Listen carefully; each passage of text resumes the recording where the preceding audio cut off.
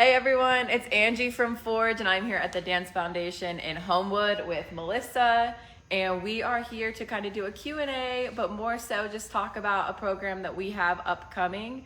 So we are going to be doing breast cancer and ballet, an introduction to healing here at the Dance Foundation in a studio, live and in person. So that'll happen starting Friday, April 21st, and that will run for 4 weeks on those Fridays. So make sure you check out our April newsletter for more information about how to sign up. But for that, I'm gonna turn it over to Melissa to talk about this a little bit more. Good morning, everybody. I'm Melissa Turnage, and I'm just so delighted to be part of this partnership between the Dance Foundation here in Homewood and Forge. It's kind of an interesting combination of things for me, and I'll just tell you that straight off.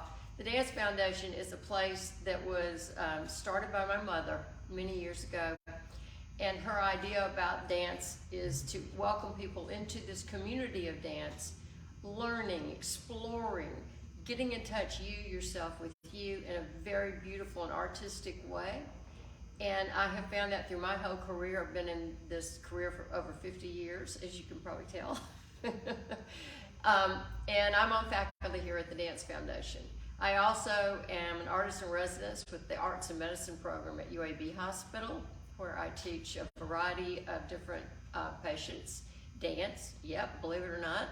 And I also work at Children's Hospital and at St. Vincent's East, and now St. Vincent's and UAB have this partnership that they have just started, which is exploring wonderful possibilities for dance. I have been at UAB doing dance for, this is my 9th year with the Arts and Medicine program, and I've had the opportunity to work with a very population of patients. I've been able to do ballet bedside, even with a young patient who was in the heart and lung transplant unit waiting for a transplant.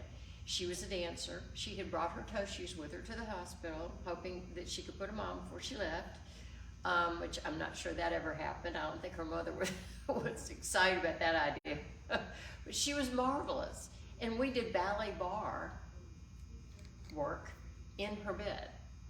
So it can be translated anywhere. I was working with people this week at Lakeshore who have different areas of paralysis in their body. We did a Zoom dance class. They were fabulous. We had a blast. One of the classes that I teach here is adult ballet classes, and my adults are fabulous. We teach right here in this studio. We have this gorgeous grand piano, and we have live accompaniment. Steve isn't here today. Actually, this is spring break week here at the studio. He's amazing. The music is live. How many times do you get to come to a dance class where you have a live musician? He's marvelous. We've worked together for a long time, and he's fabulous. My adults really love coming to ballet class. A lot of them have never done it before, and they said, you know, I'm just gonna try it. I'm gonna give it a shot. Why not? It's good exercise. It is an art form, which is different than just exercise. We're doing it to music. We're coming together as a community of like-minded people, which certainly this Forge class will be, a community of support, and having made all of those wonderful connections, mind, body, spirit, your emotions. This is what happens in dance. And as I tell my adults, when you come in that door to this studio, the rest of the world and all your worries stay out there. This is your time to explore, to learn something new maybe, or maybe to reconnect. If you've had ballet in your past, so some of my adults will say, yeah, well, I had it when I was 5. It's never too late, and that's what they're seeing. They do see it as a form of therapy, and it certainly has been for me my whole life. I realize that I need dance in my life, and I see miracles happen every day at the hospital through dance. So I hope you all will sign up and come and join me, meet me at the bar right here. This class will be a combination of doing some bar exercises. If you can see back here, we got them all lined up. They're in their parking lot back there. And we will bring out the bars, and we will do some very gentle, very basic posture awareness and very gentle movement. In my adult classes, you only go as far with each exercise as your body will tell you that's enough. So for instance, in my adult ballet classes, all right, that's a grand plie. Well, a lot of them have bad knees. So their grand plie looks like that. They don't go all the way down. Just using your brain, connecting with your body. So I modify. One of the things that I try to do for every student is to modify, talk to them about what restrictions they may have in their body, or maybe the restrictions are not as real as they think they are. Maybe relaxing into it would help with some of the restrictions. It is a marvelous form of exercise. There's been a lot of literature recently in the academic world and the medical world about the benefits of dance, physically, emotionally, spiritually. Coming together as a community of people and dancing and having fun. My adults and I we just cut up all the time. It's just great. We laugh a lot of the class, and we all know what laughter can do for you. So I'm just really excited about this opportunity. Let me show you one thing. My mother, Jenny Robertson, who started this organization, it was called the Children's Dance Foundation originally.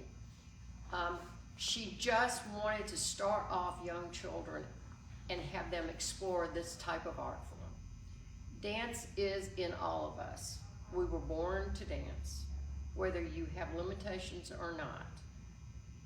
So that was her idea. I mean, it's an amazing space now, and I'm just so delighted to be on faculty here and being able to continue to teach ballet here. And while she was in her 50s, she got breast cancer. Being a teacher herself, she realized how much she still needed to do some of her dance exercises after her surgery.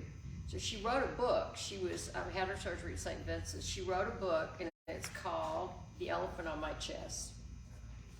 And so what she did, and she convinced them at St. Vincent's, was to let her teach a ballet class for women who were on their breast cancer journey.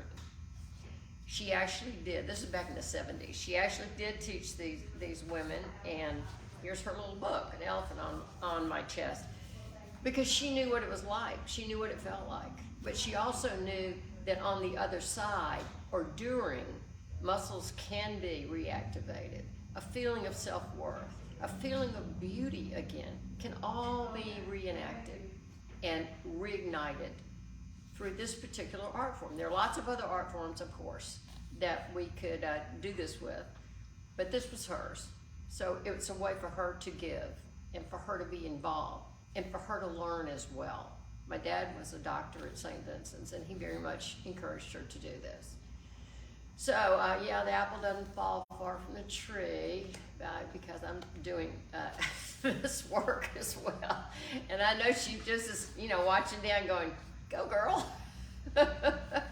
So I hope everybody will sign up. This is not a scary thing. This is a fun thing. This studio, you do not even have to know, let anybody know you're in here. We are complete, it's a black box, it's a theater. If you can see those black curtains in the back, those beautiful black velvet curtains actually cover huge mirrors across the back. We're just gonna keep those curtains closed unless y'all want to open it and look at the movements in the mirror. We do have a little mirror on the side, but we really don't use that very much. But this to me is a very warm and comforting place because it is separated from the rest of the building. It's special. Once you come in, you're in this amazing artistic facility, and particularly in this room because it's a theater as well. It's a black box theater. So you're actually becoming an artist when you walk through that door, which is really fun. And I would like to introduce Diane Litzy, who's over there lurking in the doorway, who is the director of this amazing facility. And and she's got a picture of my mother, which is great. Because I was just talking about the book. Oh, I love Diane, please come.